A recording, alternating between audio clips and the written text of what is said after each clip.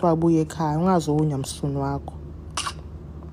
Buye ekhaya ngizokwenzani? Buye ekhaya unomsebenzi for mina nginika umsebenzi zabuye ekhaya. Njandini. Buye ekhaya. Buya nini Wandi?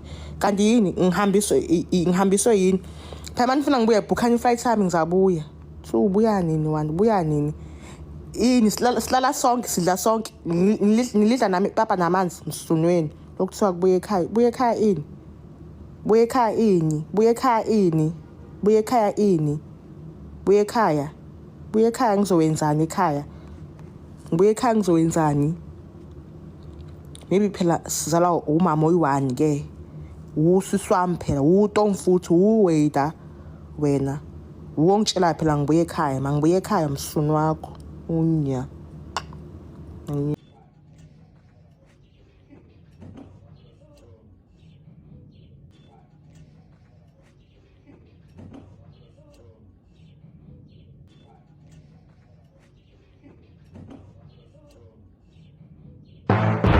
Hello Mzansi, welcome to Mgosasa Mzansi. If today is your first time visiting this channel, please do the right thing and click the subscribe button, and also don't forget to smash the like button. Wandindlovu, it's finally back la South Africa. After abantu abaningi balokhu bamtshela ukuthi abuye ekhaya, athi ngibuye ekhaya ngizokwenzani nomsebenzi for mina, ngibuye ekhaya ngizokwenzani. Hayi wabatshela atenza abadakhe ke Wandi ngalesikhathi bathi abuye ekhaya asuke eNigeria abuye ekhaya tohlala nemndeni wakhe. Athi ngibuye ekhaya ngitowintani ngibekele emsebenzini lapha eSouth Africa.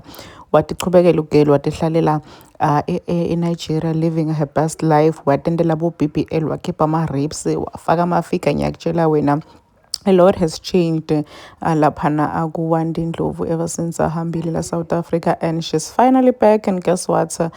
U-extenda indlu ke yakubo upostile laphana ku-IG Instagram aposta sikhombisa indlu yakubo la yakhako ke sana. It shows ukuthi uWandi lapha eNigeria ubuye nebhegi imali so ugel njena uyakha, and people are saying ukuthi good job Ntombo. Some are saying ukuthi hey girl ave kusebenzela inquza. Please do comment what you think below down on the comment section. Don't forget to hit the notification bell so that you can be notified whenever I upload a new video. This is the end of my video. I am signing out. Goodbye.